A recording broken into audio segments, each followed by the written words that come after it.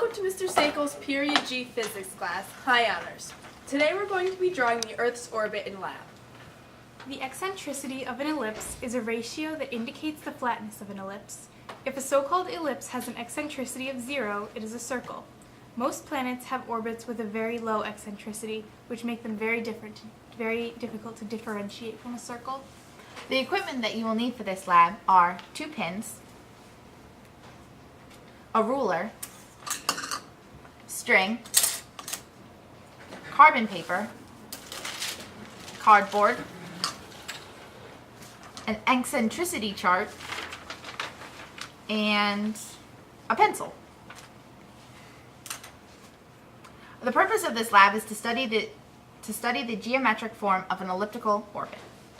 In elliptical orbit, we use the formula E equals c over a, where E is the eccentricity, a is the radius of the major axis, and c is the distance between the two foci. What we will do first is to draw the orbit of the Earth. The steps listed below should help you work through the problem. Step 1. Look up the eccentricity of the Earth in a table. Ding! We'll now decide on the measurements by using the equation E equals c divided by a. We need to make the distance between the two foci as small as possible to keep the ellipse on the page.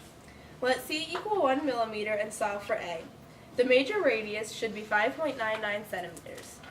Next, measure out a piece of string so that it will form a loop that will be 5.99 centimeters long when stretched, as shown here.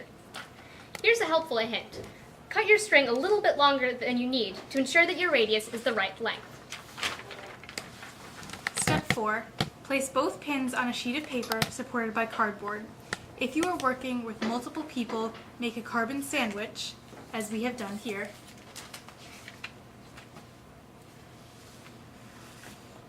The 2 pins should be a distance of 1 millimeter from each other. Yep, already measured out. Put the string around the pins and draw the ellipse that represents the Earth's orbit.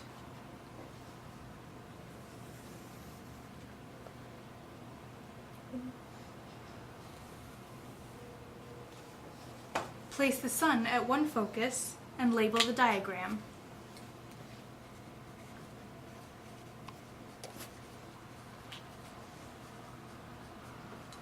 Following this procedure, one can find the eccentricity of all other celestial bodies. And that's a wrap.